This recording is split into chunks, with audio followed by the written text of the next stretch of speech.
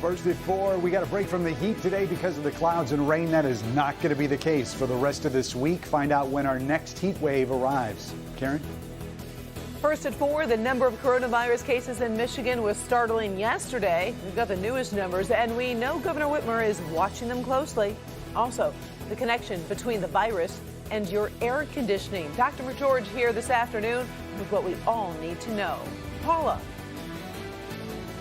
Oh, baby, it's a tea party as a local beverage maker inks a big deal with a megastar. This is huge. These stories and more are happening right now on Local 4, First at 4. Live from downtown Detroit, home of WDIV and Click on Detroit, Local 4 News First at 4 starts now.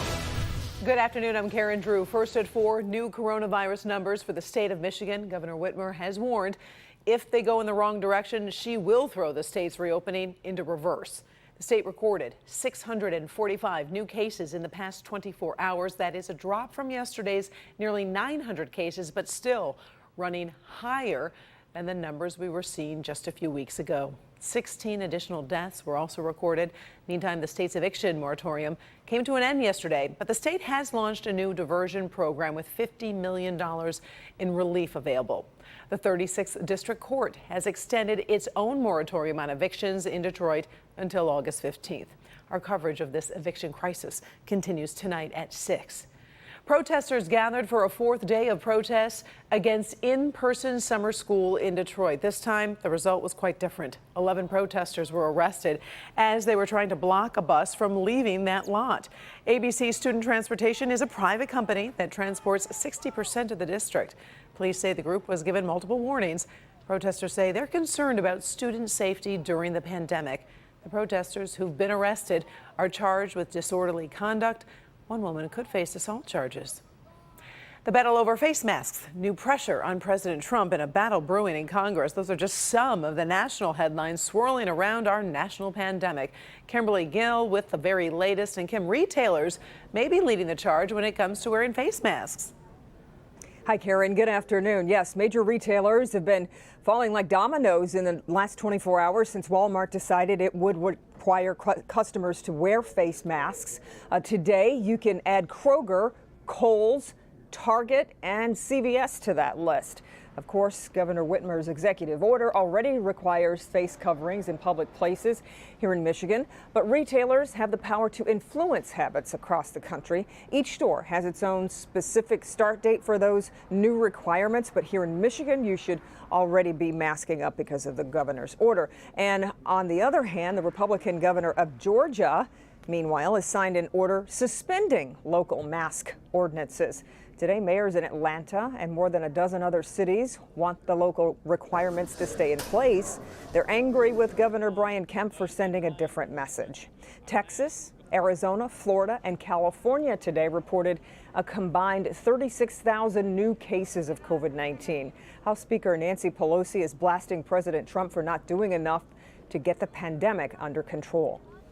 And yet the president continues to go down the wrong path and refuses to ask for directions from scientists who know better than any of us. And the president refuses to use the full power of the Defense Production Act needed for reopening our schools, reopening our economy, and the rest.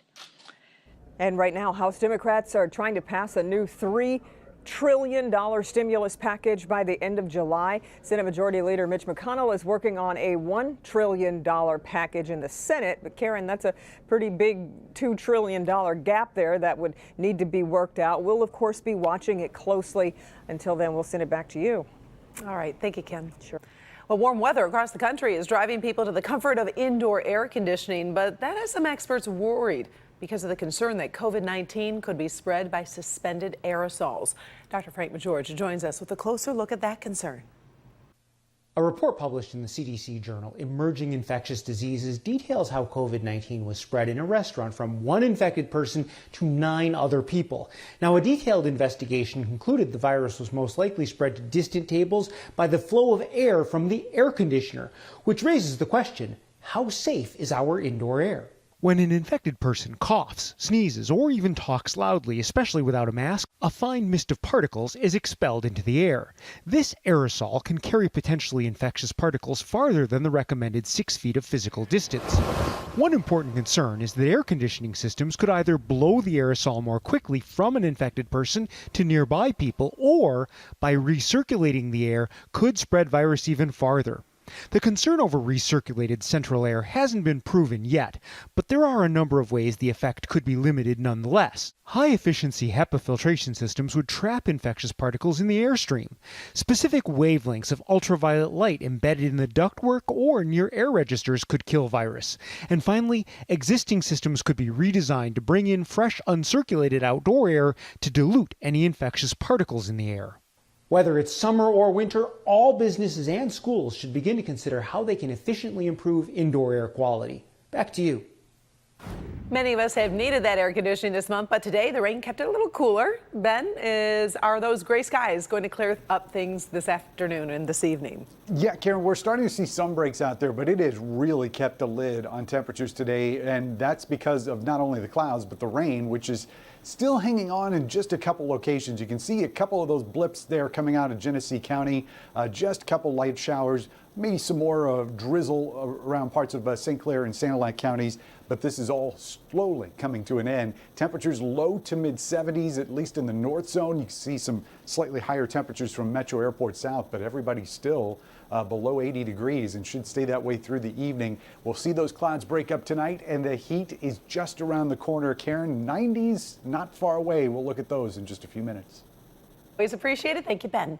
Well, if you choose to use an absentee ballot, make sure you turn it in before the polls close on Election Day. There was legal action asking that absentee ballots be counted if they're received within 6 days after the election, but the Michigan Appeals Court has denied that request. Court says it would take legislative action to change the deadline. So absentee ballots must be received by the time the polls close. Now let's talk about unemployment today and some companies that could push that number higher. 1.3 million workers applied for benefits last week. Rising jobless numbers paralleled rising cases of COVID-19 in states like Georgia, Florida, and California. Meantime, American Airlines says it could furlough as many as 25,000 workers later this year. JCPenney is cutting 1,000 jobs as it tries to restructure in bankruptcy. One bright spot, Chipotle plans to hire an additional 10,000 people as it expands drive-through service. Our next story is a wow, and we do mean a good wow. A local business inks a partnership with a global megastar. The owner is using the tea recipe her great-grandfather had with him when he entered the nation through Ellis Island. Paula Tutman has the story of the immigrant's great-granddaughter and the superstar.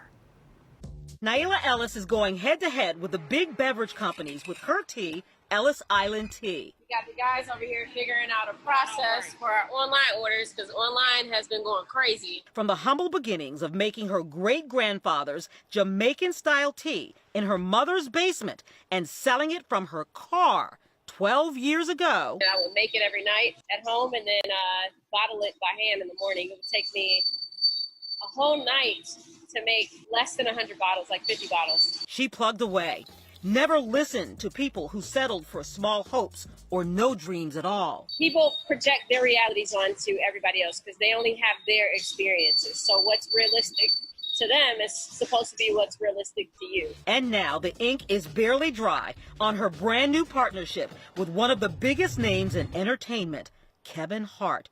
And how does one get a megastar to pitch your product to? I just start putting it out there, and then a friend of a friend of a friend kind of told a friend who happened to have told his bodyguard, and his bodyguard is from Detroit. And he ended up running it by Kevin. Have you guys come to just meet me up here probably like around 12:30? I appreciate it. Next you know, I was sitting across the table from Kevin. She was so nervous. I was trembling in my boots. In that 15-minute conversation, he was in, and we agreed to partner on the spot. This is the innovation. We've got a huge announcement. We got a new product that we're getting ready to roll out. And that one you can only buy through becoming a subscriber online. And so this new product, this is what Kevin Hart is super duper excited about. Now at Naila's facility in Detroit, the machinery is buzzing.